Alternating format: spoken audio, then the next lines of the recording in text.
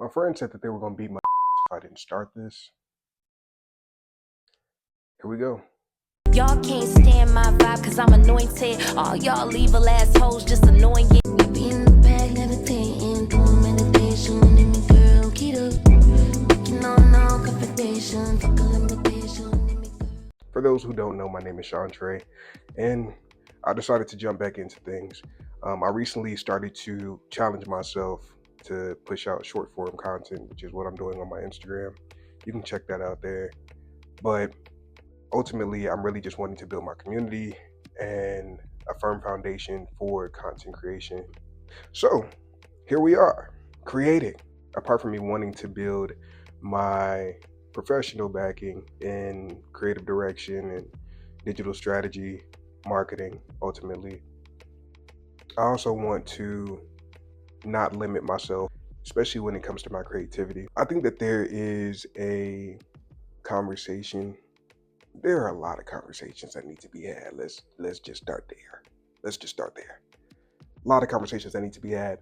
However, I think one of the touch points that I wanted to specifically refer to in this conversation and in this intro is the epidemic of being empathetic and giving grace.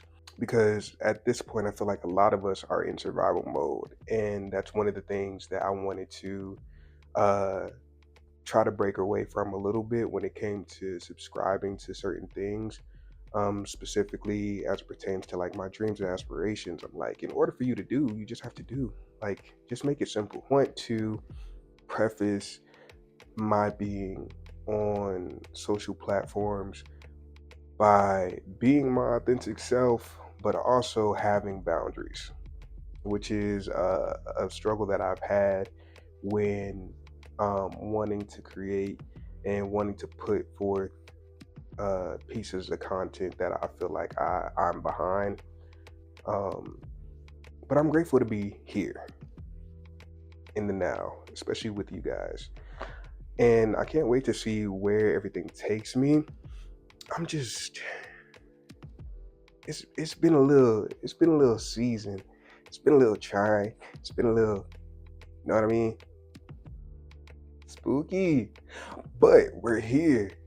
And yeah, I really more so just wanted to come on here and like encourage everybody that is watching to not limit themselves and to just do, even though it may seem hard, especially specifically creatives, specifically Black creatives, want to be perfect. And I get that. I do too. However, I might put out a post that I don't like. However, it's helping you to build that rhythm.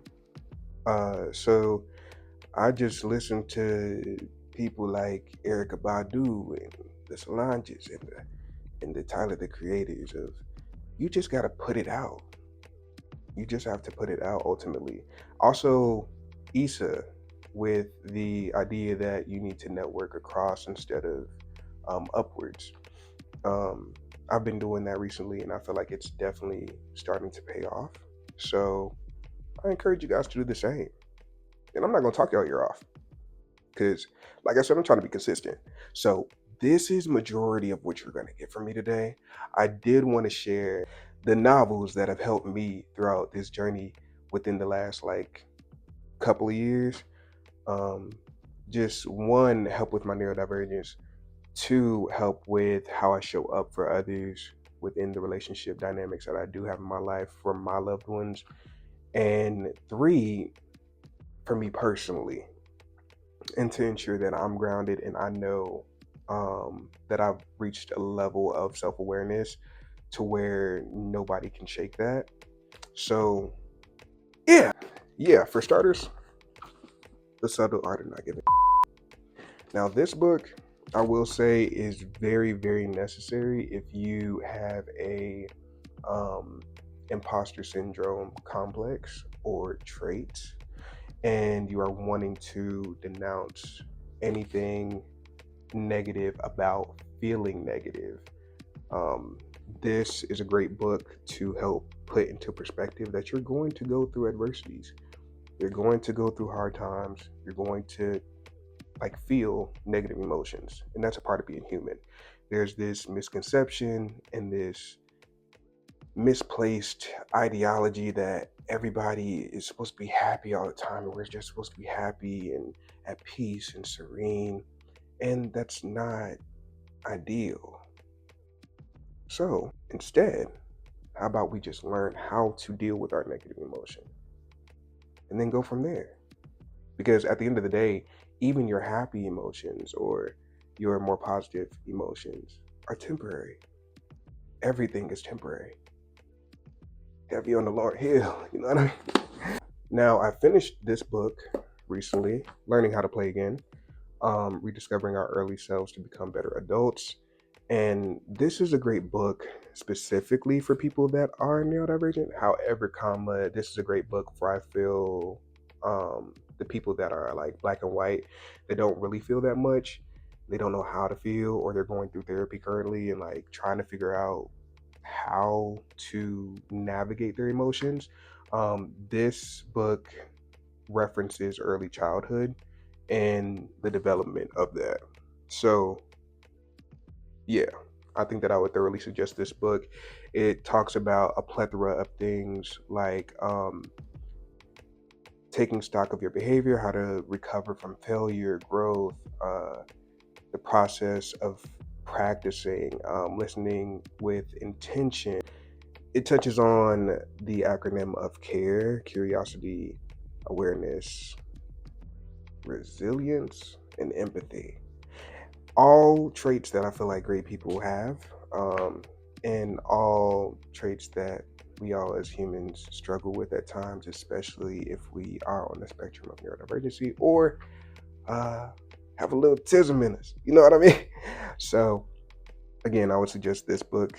And now, before the you've been influenced, people try to come at me. I have, and for good reason.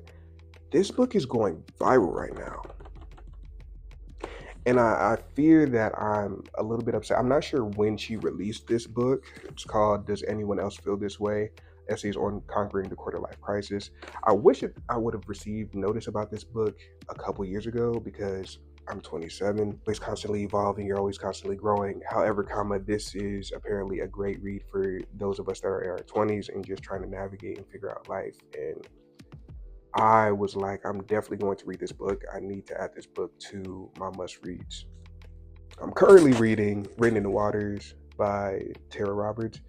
So it has nothing to do with like self help. That's more so about like being black and transatlantic slave trade and that kind of thing. However, I was like, I need to add this to my must reads, like I said before, because of community and like not feeling alone. But also, I wonder if it touches on certain topics that I haven't touched on with the other two books.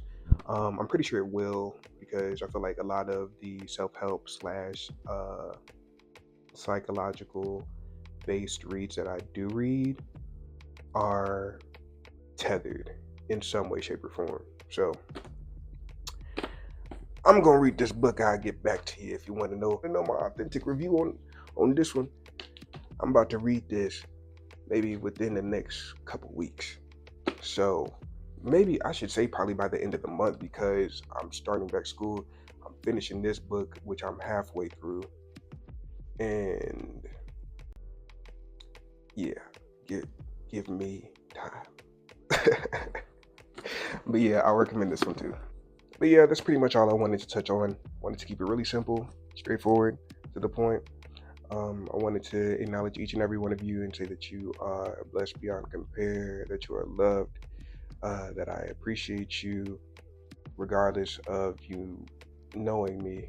I want to say that I appreciate you for just existing and just choosing to see another day. Like, life has been so weird and heavy and awkward and weird and heavy and awkward. And it's hard to do that and simultaneously try to live out your dreams and simultaneously try to better your career, and simultaneously go to school, and simultaneously like Kendrick Lamar scream. Like it's so much that goes into life that we have to thoroughly consider, and nobody really takes the time out because everybody's in this mode, like I said before, of being in survival mode. So I love you. I see you. I appreciate you. And I can't wait to connect in the next one.